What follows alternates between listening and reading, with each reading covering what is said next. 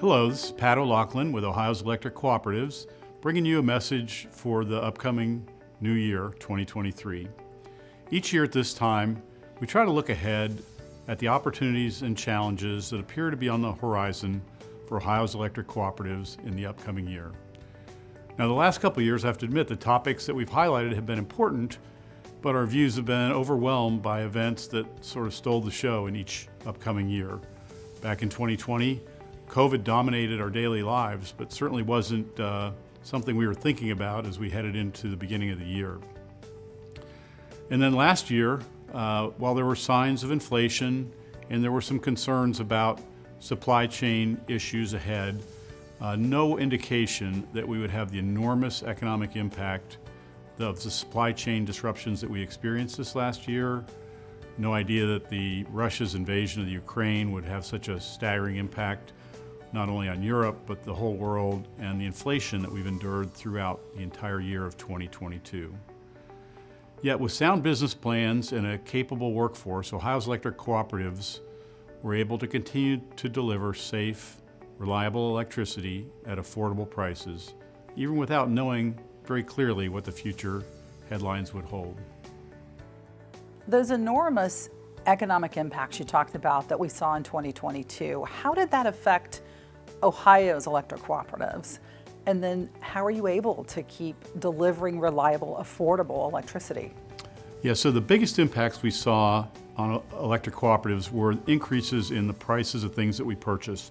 First of all, fuel, coal and natural gas, diesel fuel to produce electricity, but also all the materials and supplies that our electric cooperatives purchase to maintain and build their systems. And of course, trucks, equipment, fuel, everything was more expensive through the year. But really what we were able to do is continue to rely on our cost-based business model, where we have investments already made, not only in the infrastructure that we need and in plants to produce electricity, but also in our workforce. So we were ready to meet the challenge. Of course, we did see some increases in price as we had to absorb these higher costs, but we were able to keep them lower than what most utilities saw around the country. So as we look ahead to 2023, we realize our crystal ball is not perfectly clear, but we do see a couple of things on the horizon. First of all, we expect the cost pressures that we saw this last year to continue into 2023, particularly in energy commodities, things like natural gas, coal, diesel fuel, other petroleum products. But despite these cost pressures, we do expect the electric cooperatives are going to be able to provide a high quality of service at a cost that's lower than other utilities again this year. You say that they're going to impact rates and be lower than other utilities. Can you tell us what kind of impact we'll see in 2023 for Ohio electric cooperatives? This past year, most cooperatives had to pass on higher costs for generating and transmitting electricity. They ended up being about 5% higher than the year before. Most other utilities around Ohio and the United States increased rates in the neighborhood of 15%. Right now, as we look ahead to next year, we probably will see another 5% or so increases in prices, mostly from generation again, but also from the continued pressure on materials and supplies that the co-ops purchase to maintain their systems. And again, we think that other utilities will have a greater increase, maybe 10%, maybe even more. Another thing we expect in the upcoming year is the continued importance of our power plants operating reliably through the year. We continue to work to improve the operation and maintenance of our power plants. The availability of our plants to produce electricity during critical periods of high demand becomes more important each year, as the number of similar baseload power plants that can be dispatched to meet electric demand continues to shrink. How concerned are you, and should cooperative members be concerned about the pace of plant shutdowns, coal plant shutdowns in Ohio?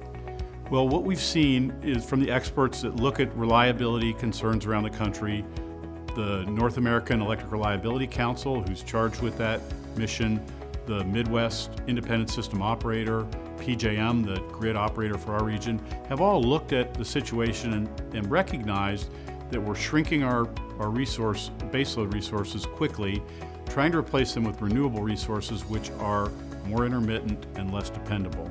And so most people are concluding that most of the time we'll be fine, but during periods of extreme weather, there is a greater risk to the system than what we've experienced in the past. And of course, that's concerning to us.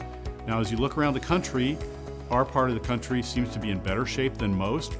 Areas have already seen trouble in California, in Texas, the upper Midwest. Those are the places that are being highlighted right now as to be greatest at risk.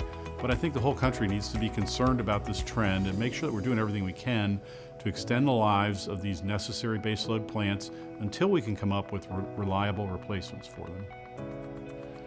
Unfortunately, another thing that we see next year that's pretty easy to predict is we expect to see continued government overreach in regulating energy industries generally and electricity production specifically.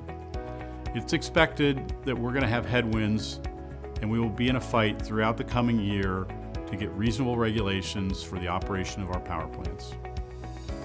How can Ohio cooperatives and their members help in the fight against that government overreach? Well, the best tools that we have to help our cooperatives provide reliable and affordable electricity is to support our Political Action Committee, America's Electric Cooperatives Political Action Committee, and also to support your cooperative leaders as they try to engage with our government leaders to try to get fair and even-handed regulations that protect our environment and maintain a reliable and affordable electric system. One of the bright spots we have to look forward to next year is that electric cooperatives are planning to take a larger role in local community development projects. We are seeking to keep some of the tax dollars that are already being collected on electricity sales available for projects that benefit the local community where they're collected. So explain, how are we able to keep these taxes and what kind of local community projects might we see?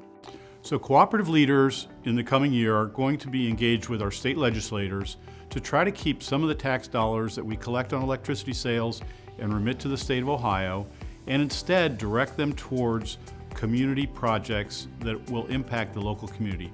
Things like local economic development projects, local infrastructure projects, roads, water, sewer, things that can help build the community and keep more of those funds local rather than sending them off to Columbus.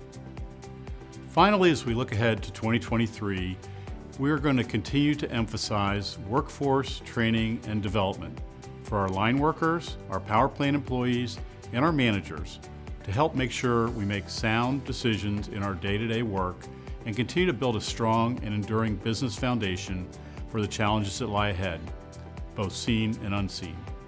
Thanks for spending a few minutes with us today to learn more about your electric cooperative. And I want to hope you and your family enjoy a safe and happy new year.